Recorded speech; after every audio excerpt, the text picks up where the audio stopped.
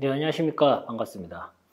자, 지금 제 앞에 렌즈 하나가 이렇게 있는데, 소니에서 나온 35mm f1.4 GM 렌즈입니다. 많은 분들께서 이 렌즈를 상당히 많이 기다리신 걸로 알고 있어요. 드디어 소니에서도 이제 프리미엄급의 최상위 포지션에 위치한 G마스터의 35mm 렌즈가 출시가 됐죠. 아직 나오진 않았는지는 모르겠지만 어쨌든 이 렌즈 이야기를 오늘 해볼 겁니다. 사실 이 렌즈는 조금 보안이 중요한 그런 렌즈라고 하시면서 제가 이 렌즈를 받기 전까지도 저는 어떤 렌즈를 리뷰를 하는지를 몰랐어요. 그래서 렌즈를 받고 나서야 이제 어떤 렌즈를 리뷰하는 거다라고 이제 알게 됐는데, 일단 이 렌즈를 딱 봤을 때 처음에 이렇게 딱 잡았어요. 잡았는데 지금 여러분들 딱 잡는 느낌 보시면 어때요? 네, 똑같죠. 저랑 아마 똑같은 생각을 하실 겁니다. 네, 상당히 작습니다. 그리고 무게도 가벼운 편이에요. 지금 필터 구경은 67mm 필터를 쓰고 있는데, 이게 이렇게 작고 가볍게 설계가 됐을 때 문제가 이제 어디서 발생할 수 있냐면 색수차, 플레이 억제력, 해상력 이런 부분들이죠. 그런 부분들에서 일정 부분 문제가 생길 수 있다라고 일반적으로 그렇게 생각을 했었는데, 예전에 제가 리뷰했던 내용을 보신 분들은 아시겠지만 그때 이런 말을 많이 했었죠. 렌즈의 무게가 무거워도 해상력이 좋다면은 그걸 납득하고 그냥 쓸 수 있었어요. 저도 그렇게 생각을 했었고 그렇게 또 이야기를 했었습니다. 그런데 이제 앞으로는 그렇게 안 나오고 이런 식으로 간다는 거죠. 이렇게 작고 가볍게 설계를 해도 렌즈의 성능이 상당히 뛰어난 그런 렌즈가 나와야 되는 방향으로 지금 가고 있는 거예요. 이제 작고 가볍게 설계가 되다 보니까 일단 휴대성은 당연히 좋아지겠지만은 이제 그와 다르게 다른 부분을 생각해 볼 수 있는 부분이, 이제 미러리스 카메라라는 것이 작고, 심지어 최근에는 이제 알파7C라는 정말 작은 미러리스 카메라가 나와 있잖아요. 저도 그거 사용하고 있습니다만은 그 카메라에 장착을 했을 때도 전혀 이질감이 없는 그런 디자인을 실제로 보여주고 있어요. 그렇기 때문에 향후 이제 나오는 카메라들에 대한 부분들, 외관적으로 보이는 부분들까지 전부가 고려가 잘 돼 있는 그런 렌즈가 이제 앞으로 계속 출시가 될 겁니다. 일단 이 35mm f1.4 GM 렌즈가 가지고 있는 가장 큰 특징이죠. 해상력. 이 해상력은 조력이 1.4로 제가 최대 개방으로 놓고 찍어봤습니다. 찍어봤는데 중앙부, 주변부 가리지 않고 정말 말도 안 되는 화질을 보여주고 있습니다. 알파7 알포가 6100만 화소죠. 그래서 그 부분을 가지고 조금 어느 정도까지 보여줄 수 있을까 궁금해가지고 테스트를 해봤는데 1.4에서 중앙부, 주변부 말 그대로 말도 안 되는 화질을 실제로 보여주고 있습니다. 그래서 이 정도의 그런 해상력을 보여주는 능력치를 가지고 있고, 그리고 알파7-4라는 6100만 화소와 결합을 했을 때 보여주는 그 이미지의 퀄리티 자체는 상상을 초월한 수준이에요. 지금 상황에서 봤을 때. 그래서 제가 느끼는 부분이 이제 어떤 부분이냐면은, 이게 알파7, 알포 같은 경우는 6100만 화소지 않습니까? 그죠? 그러다 보니까 이 화질적인 부분에서 한계치가 어느 정도일까, 과연. 이게 제가 지금 궁금한 부분이 그거예요, 지금. 그러니까 렌즈의 성능이 좋아지면 좋아질수록 지금 계속 얘가 보여주는 능력치가 계속 올라가거든요, 지금. 그래서 지금 한계를 사람의 눈으로, 물론 측정 기기가 있어가지고 제가 그것을 가지고 테스트를 해보지 못하겠지만은, 없기 때문에 테스트를 못하는 거죠. 그런데 제가 이때까지 사용했었던 그런 수많은 렌즈들의 기준점을 가지고, 카메라들에 대한 기준점을 가지고 설명을 드리는 부분인데도 불구하고 그게 계속 차이가 난다는 거죠, 눈으로 봤을 때. 그러다 보니까 이게 모르겠어요. 한계를 제가 어느 정도인지 저도 지금 잘 모르는 상황으로 이렇게 가고 있는 것 같습니다, 지금 제가 봤을 때는. 그래서 이거는 조금 놀랍더라고요. 해상력 부분에서 진짜 놀라운 수준의 그런 해상력을 보여주고 있고, 그리고 보케 모양인데요. 보케 모양 같은 경우는 저는 그렇게 신경을 쓰면서 찍는 타입이 아니다 보니까, 저 같은 경우는 이제 여기에 대해서 제가 뭐가 좋다 뭐가 나쁘다 말씀드리긴 곤란하고, 딱 봤을 때 보케 모양은 이 정도로 나온다고 생각하시면 되겠습니다. 근데 배경 흐림은 확실히 부드럽다는 것을 알 수 있죠. 그런데 이제 이런 부분들이 이제 어떤 장점이 있냐면, 일단 첫 번째로 초점 마정 영역을, 얘 같은 경우 35mm f1.4 GM 렌즈 같은 경우는 완전히 꽉 잡아주죠. 해상력 하나만큼은 이제 이때까지 역대급 해상력을 보여주기 때문에 35mm 계열 중에서는 꽉 잡아주면서 동시에 배경 흐림이 부드럽다 보니까 배경과 초점 맞은 부분이 완벽하게 분리가 돼버립니다. 예전에 이게 안 돼가지고 우리가 보통 어떻게 했었냐면은, 최대 개방에서 사진을 찍었을 때 그 외곽선이, 그 초점 맞은 외곽선이 상당히 소프트한 부분들이 상당히 많았거든요. 그래서 그걸 이제 외곽선을 보정을 해가지고 외곽선과 배경을 완전히 분리를 해버리는 그런 보정이 들어가게 되는데, 얘 같은 경우는 초점이 맞은 부분을 소프트하게 표현하지 않아요. 완전히 날카롭게 표현합니다. 그래서 꽉 잡아줘요. 밸런스를 잡아주고 그 중심을 기준으로 이제 배경을 흐리게 만들어 보니까 배경과 인물이 완전히 분리를 시켜버리는 그런 사진을 만들어내게 되는 거죠. 그래서 이제 아웃포커싱 할 건데 뭐 해상력이 왜 중요하라고 생각하시면 안 되는 이유가 바로 그것 때문입니다. 초점 맞은 부분과 맞지 않는 부분의 그 분리되는 능력치 자체가 해상력이 좋은 렌즈와 좋지 않은 렌즈의 격차가 있기 때문에 그런 거예요. 그리고 이제 수차와 플레어 같은 경우는 역광에서 보여주는 수차 억제력은 상당히 뛰어난 편이라고 볼 수 있고요. 그 다음에 플레어 같은 경우도 현재 이 정도의 플레어를 실제로 보여주고 있는데, 뭐 찾으려고 하면 찾겠죠. 근데 지금 이렇게 상황을, 태양을 정면으로 보면서 이렇게 사진을 찍으시는 분은 아마 없을 거예요. 그죠? 완전 태양을 진짜 엄청나게 강한 빛이잖아요. 뭐 저녁 노을이라든지 일몰, 일출 이런 것도 아니고 엄청나게 강한 빛이 이렇게 들어오고 있는 상황에서 사진을 찍는 분이 없는데, 그래도 여러분들께서 이 정도의 강한 빛에서 어느 정도의 플레어 억제력과 수차 억제력이 나오는지 확인을 하시라고 이제 제가 테스트를 해봤습니다. 그리고 이제 조리개 그 빛 갈라진 모양이죠. 조리개 값에 따른 빛 갈라진 모양은 이제 냉정하게 말씀드려가지고 많은 분들께서 선호하시는 그 끝이 완전 날카롭고 길게 쫙 뻗어 있는 거 있죠. 그 정도의 그 빛 갈라짐을 보여주지 못해요. 네, 냉정하게. 근데 저는 이제 개인적으로 저는 저번에도 말씀드렸다시피 이런 그 쫙쫙 갈라지는 형태의 빛 갈라짐을 그렇게 선호하는 사람이 아니다 보니까 저는 오히려 좀 요게 저한테는 오히려 좀 맞다라는 느낌이 있긴 한데, 일단 제가 봤을 땐 그렇습니다. 이제 야경 사진에서 많이 이제 표현이 돼야 되는 빛 갈라짐, 이게 쫙쫙 갈라지는 것들, 끝이 날카로운 부분들, 이런 부분들과 그 다음에 좀 덜 날카롭게 보여지는 부분들, 그런 부분들, 현실적인 사진들이죠. 그런 부분들과 그 중간 단계에 있는 게 바로 이건 것 같아요. 그래서 요거는 어떻게 보면 개성이 없다라고 느낄 수 있다라고 생각을 할 수 있는데, 어떻게 보면 좀 과하지도 않고 덜하지도 않은 딱 적당한 그런 느낌을 실제로 보여주고 있는, 빛 갈라짐을 연출하고 있는 그런 렌즈라고 볼 수 있습니다. 그 AF 구동 속도인데요. 그 AF 구동 속도는 저 같은 경우는 조금 안 좋은 카메라가 있으면 조금 이것을 판단하기 쉽거든요. 여러분들 설명드리기도 쉽고. 그런데 그게 없다 보니까 지금 이런 건데, 근데 이제 알파7 R4에 장착을 해가지고 테스트를 해봤어요. 테스트를 해봤는데 이제 알파7 4가 가지고 있는 리얼타임 트래킹 기능이 있잖아요. 그것과 같이 결합을 해서 사용하다 보니까 이제 어떤 인물에게 설정을 던져주고 사진을 찍는 데 있어서도 전혀 어려움이 없는 그런 사진을 찍을 수 있어요. 실제 따라가면서. 그래서 예전에는 사실 이런 부분들이 이제 그런 게 있었죠. 이 카메라에서 AFC의 성능 자체가 조금 안 좋은 카메라를 쓸 경우에는 포토그래퍼가 자신만의 노하우를 가진 그런 능력치를 가지고 있어야 돼요. 그런 부분들이. 근데 가지고 있었어야 됐는데, 지금 요즘에는 이제 어떻게 되면 갈수록 좀 쉽게 가고 있죠. 예전에 제가 수개월 동안 연구하고 수개월 동안 실습을 해가지고 딱 그 노하우를 지금은 매뉴얼을 한 5분 정도만 보면은 그 부분을 말끔하게 해결할 수 있잖아요. 그죠? 근데 이렇게 이제 리얼타임 트래킹이 그만큼 이제 상당히 뛰어난 편인데, 거기에 맞춰서도 이 렌즈도 속도를 정확하게 다 따라가고 있어요. 그래서 AF 속도도 상당히 빠르고요. 그리고 제가 소리를 잠깐 들려보도록 하겠습니다. 제가 지금 여기 이제 마이크에 들어가는지 모르겠는데 이 정도의 소음을 보여줘요. 진짜 여기서 제 귀까지 들리는 거는 잘 안 들리거든요. 근데 실제로 이제 마이크에 들어가는 소음은 어느 정도 들리겠죠, 이 부분들이. 그래서 AF 속도뿐만 아니라 소음도 상당히 뛰어난 편이라고 볼 수 있고요.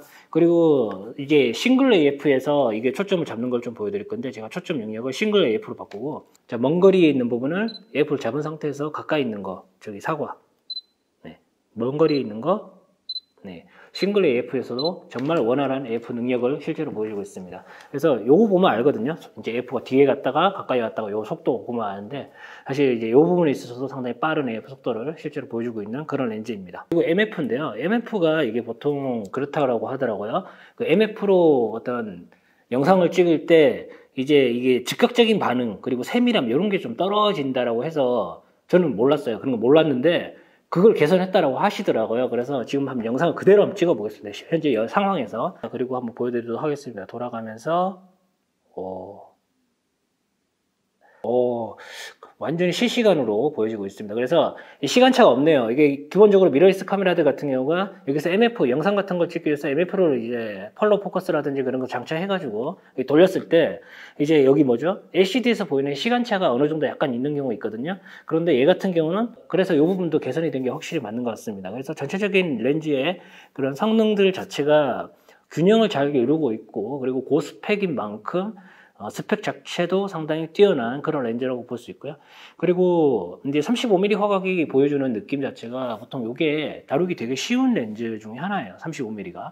50mm 렌즈를 많은 분들께서 좀 어려워하는 이유가 뭐냐면은 이 보이지 않는 왜곡 때문에 그런 거예요. 그러니까 원근 왜곡인데, 원근 왜곡이 살짝 생겨가지고 벽이 이렇게 뒤로 밀리거나 그런 경우, 사진으로 찍을 때 몰랐던 부분인데 컴퓨터로 보면 그게 보이는 경우가 있거든요. 그래서 이제 50mm 렌즈가 조금 연습이 필요한 그런 렌즈입니다. 또 그리고 사진을 찍을 때 조금 신경을 써야 되는 그런 렌즈거든요.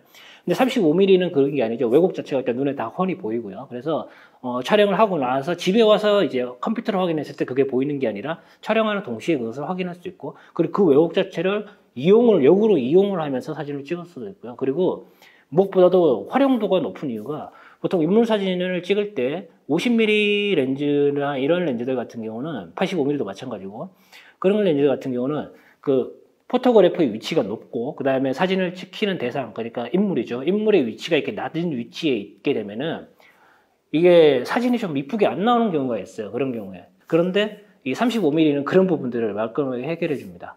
그래서 이제 배경과 잘 어우러지는 그런 사진을 찍기 상당히 유리하고요. 그 다음에 뭐 미들이죠. 눈높이에서 찍는 것뿐만 아니라, 그 다음에 촬영장을 조금 낮게 찍어서 로우 앵글로 좀 찍는 것도, 그런 부분들도 모두 다 가능한 부분이기 때문에 35mm는 다루기도 생각보다 어렵지 않고, 그 다음에 활용도도 상당히 많은 그런 렌즈라고 볼 수 있습니다. 그리고 이제 알파7 R4와 이것을 장착해서 사용을 해보면서 느꼈던 부분이, 이 35mm가 이제 광각이잖아요. 그러다 보니까 이제 좀 내가 들어갈 수 없는 부분들, 그런 부분들에 대해서 사진을 찍고 싶은데, 실제로 지금 사진을 보시면 아시겠지만 여기가 앞에 펜스가 이렇게 쳐져 있어요. 들어가지 마시오라고 하면서.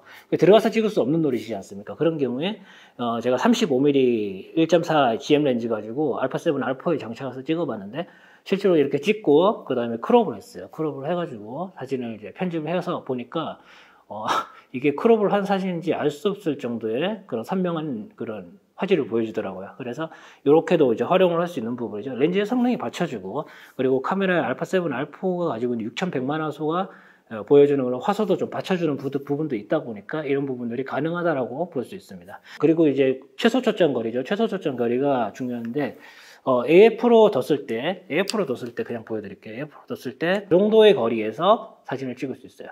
지금 여기서 이 정도 거리, 이 정도 거리에서 붙어서 사진을 찍을 수 있는데, 이제 이것을 수동 모드 MF로 이제 전환을 하잖아요. 그럼 배우를 더 크게 찍을 수 있습니다. 더 크게 찍을 수 있기 때문에 접사 촬영을 어느 정도까지는 할 수 있는 그런 렌즈라고 볼 수 있습니다. 그렇기 때문에 이제 인물, 그 다음에 골목 스냅, 그 다음에 또 그런 간이 접사라든지 이런 것도 상당히 가능한 부분이 있기 때문에 카페 같은 데 가셔가지고 음식 사진 찍을 때도 상당히 용이한 부분이 좀 많습니다. 그리고 1.4 조리개 가방을 값을 가지고 있다 보니까 아무래도 어두운 곳에서 인물 사진 찍을 때도 상당히 좋고요. 그리고 그렇게 어두운 상황에서 찍어도 상당히 이제 1.4로 보여주는 그 선명도가 상당히 뛰어난 편이고, 배경 흐림도 상당히 좋기 때문에 특히나 이제 카페 같은 데는 상당히 좋은 그런 렌즈라고 볼 수 있습니다. 보통 이제 카페 같은 데서 이런 데 찍을 때는 인물과의 거리가 불과 한 50cm, 길어야 뭐 70cm 이 정도밖에 안 되기 때문에 그때는 50mm 렌즈를 좀 쓰기가 힘들거든요. 그런 경우에도 35mm 화각대가 보여주는 찍히는 면적에 있어서만큼은 사실 카페에서도 활용도가 상당히 높은 그런 렌즈라고 볼 수 있고요. 그리고 이제 이게 35mm 렌즈가 근접해서 찍을 수 있어요. 근접해서 찍다 보니까 이게 실제로 제 고양이 강아지를 키우는데, 고양이 강아지랑 이렇게 놀아주면서 찍는 것도 가능하고요. 이게 만지면서 바로 앞에서 이렇게 찍는 것도 가능합니다. 팔을 이렇게 막 쭉 뻗어서 이렇게 찍는 것도 아니고 그냥 자연스럽게 놀면서 이렇게 들고 찍을 수 있어요. 그래서 그런 것들을 하기 위해서는 기본적으로 렌즈가 가지고 있는 F 속도가 빨라야지 그런 부분들이 또 가능하겠죠. 동물들은 계속 움직이니까, 아이들도 마찬가지고 말이죠. 그리고 이제 렌즈가 작다 보니까 이 카메라를 이렇게 항상 바디에 이렇게 장착을 하고 들고 다닐 수 있다 보니까 원바디 원렌즈 이런 식으로 많이 활용하시는 분들이 있어요. 35mm 렌즈 하나만 가지고 말이죠. 보통 이렇게 장착하고 골목 풍경이라든지 아니면 뭐 소품이라든지 그런 거 찍으시는 분들이 있어요. 그런 거 찍을 때도 이렇게 뭐 렌즈가 크거나 뭐 무겁거나 그러지 않기 때문에 휴대성이 상당히 좋아요. 그래서 들고 다니기도 상당히 좋고, 그리고 무엇보다도 요즘에는 카메라를 사용하시는 분들이 예전에 비해서 많이 줄었거든요. 그래서 이게 카메라와 렌즈가 커지게 되면 그런 장소에서 사진을 찍을 때 조금 다른 사람들의 시선을 좀 받는 경우가 많아요. 근데 이제 작다 보니까 그런 부분들에 대해서도 완벽하지는 않지만 그래도 일정 부분 조금 시선을 덜 받게 되는 그런 효과가 있거든요. 그래서 이런 부분들도 장점이라고 볼 수가 있습니다. 끝으로 이제 이 렌즈에 대해서 종합적인 평을 해보자면 그래요. 이 렌즈는 일단 AF 속도 빠르고요. 그 다음에 렌즈 해상력은 말 그대로 이제 미쳤다라고 표현을 하죠, 보통. 네, 그렇게 표현을 해도 절대로 그건 과장된 표현이 아닙니다. 네. 그 정도로 뛰어난 성능을 보여주고 있습니다. 그리고 작고 가볍습니다. 그리고 이제 그렇게 작으면서 발생할 수 있는 문제가 렌즈가 싼티가 날 수가 있는데, 실제로 이제 이렇게 딱 장착을 해보면은 렌즈 자체는 작고 가볍게 이렇게 느껴지긴 하는데, 지금 보시게 되면은 전혀 싼티가 나지 않는 느낌을 보여주고 있어요. 그래서 외관적으로 보여주는 그런 렌즈가 가지고 있는 포스라고 그러죠. 그런 부분들도 상당히 괜찮다라고 볼 수 있습니다. 그리고 이제 측면에 보시면 여기 초점 시프트 버튼이 이렇게 있죠. 초점 시프트 버튼, 요거는 다른 기능으로 여러분이 편하신 기능으로 할당을 할 수 있고요. 하단에 MF, F 버튼, 그리고 옆에 여기 또 보시게 되면 옆에는 이제 클릭 온 오프 버튼이 있는데, 이게 뭐냐면 이제 상단에 여기 보면은 조리개 링이 있어요. 조리개 링으로 조리개 값을 조절하게 되거든요. 근데 이 조리개 링을 3분의 1 스탑으로 걸리게끔 이렇게 딱딱딱 돌아가는, 이렇게 할 수도 있어요. 이거 사진용이죠. 그리고 얘를 오프로 두게 되면 걸리는 것 없이 스무스하게 돌아갑니다. 자, 요거는 이제 말 그대로 영상용으로 쓰시면 되겠습니다. 그래서 요거는 뭐 선택사항으로 여러분들께서 편한 방식으로 쓰시면 되겠고요. 그리고 앞쪽에는 초점 링이 있습니다. 이렇게. 초점 링이 있습니다. 그리고 후드 같은 경우는 지금 보시면은 앞쪽에 고무가 있기 때문에 텐션이 생기죠. 그래서 어디 충격이 딱 받았을 때 이 고무 때문에 충격을 흡수해주는 그런 기능을 가지고 있고요. 그리고 이제 여기 안쪽에 보면은 벨벳이 이렇게 돼 있어서 외부에 작광이 유입이 됐을 때 이 벨벳 때문에 작광, 그러니까 안에서 난반사가 터지는 것을 일부분 억제를 해줍니다. 후드 하나만 봐도 솔직히 이 렌즈 하나 만들기 위해서 얼마나 공을 들이면서 설계를 했다는 부분들이 진짜 보이는 거죠. 사실 이런 부분들이. 그리고 이제 외관을 또 보면은 일단 기본적으로 GM 렌즈들이 가지고 있는 외관의 형식을 그대로 따르고 있는데요. 지금 보면은 충격을 받아서는 안 되는 부분들, 이런 부분들은 이제 금속 재질의 형태로 이렇게 만들어 설계가 되어 있고요. 그리고 손에 많이 잡히는 부분들 있죠. 이런 부분들은 손때가 묻을 수 있기 때문에 이제 금속 위에다가 무광 재질로 이렇게 처리를 해놨어요. 무광이죠. 무광으로 이렇게 처리를 해놓고 그 다음에 질감 재질로 또 처리를 해놨습니다. 그래서 그렇기 때문에 이제 렌즈를 오래 사용하더라도 마치 이제 얼마 사용하지 않은 것처럼 그렇게 보이는, 시각적으로 말이죠. 그런 부분에서도 괜찮다고 볼 수 있습니다. 그리고 단점 같은 경우는 이거 제가 생각했을 땐 그래요. 실제로 사용을 하는 사람이, 그리고 직업으로 가지고 있는 사람이 사진을 찍으면서 느꼈던 부분들에 대해서 그런 단점들이 눈에 안 보입니다. 그리고 아까 전에 말씀드린 것처럼 원활한 촬영을 보장해주죠. 그렇기 때문에 제가 이 렌즈에 대해서 단점으로 굳이 뽑는다라고 하면은 이제 앞으로 가격이 어떻게 나올지 몰라서 제가 말씀 못 드리겠지만 가격이 될 수도 있겠죠. 그런데 그 외에는 지금 있는 그대로 제가 말씀을 드리면 단점은 현재 보이지가 않습니다. 이 렌즈에 대해서 이제 한 단어로 말하라고 하면은 저는 이 렌즈는 말 그대로 누구나 찍기 쉬운 렌즈라고 말하고 싶어요. 네. 35mm 화각대가 보여주는 그런 편의성, 이런 부분들 뿐만 아니라, 그리고 전체적으로 이제 그와 더불어서 렌즈의 성능이 조금 좋지 못할 경우에 발생할 수 있는, 촬영자가 받을 수 있는 스트레스라든지 그런 부분들을 전부 다 얘가 다 방어를 해주거든요. 전부 다 방어를 해주기 때문에 촬영을 하는데 이게 뭐 스트레스를 받거나 그렇지도 않고요. 그냥 매끄럽게 촬영할 수 있어요. 그래서 촬영 내 중간중간에 뭐 흐름이 끊기거나 뭐 그런 거 없이 매끄럽게 촬영을 할 수 있고요. 그러면 그와 더불어서 사진의 화질, 배경이 확실히 분리를 시켜준다. 화질이 너무 좋기 때문에. 같은 조리개 1.4라도 급이 다르다. 저는 이제 그렇게 말하고 싶네요. 이 렌즈를 이야기할 때. 일단은 뭐 제가 다른 회사에서 나오는 35mm 1.4 렌즈를 써보지 않았기 때문에 어떻다라고 제가 평가를 못 하겠어요. 써본 렌즈도 있긴 있습니다. 하지만 조리개 1.4에서 보여주는, 그리고 알파 7, R4에서 보여주는 그 조합이 되게 괜찮더라고요. 그래서 거기에서 보는 최대 개방에서 보여주는 해상력만 봤을 때는 이 렌즈를 이길 수 있는 렌즈가 있을까 싶을 정도의 그런 생각이 드는 건 사실입니다. 그래서 이제 이 부분들 참고하셔가지고 여러분들께서 좀 필요하다고 판단이 드시면은 이 렌즈를 선택하시면 되겠습니다. 일단 제가 봤을 때는 이 렌즈에 대한 만족감은, 일단 사진을 여러분들께서 이 제품을 받고 한 장만 찍어보면 와 소리가 나옵니다. 일단은 네, 그 정도로 티가 확 나는 그런 렌즈라고 보시면 되겠습니다. 자, 오늘 여기까지 하겠습니다. 고맙습니다.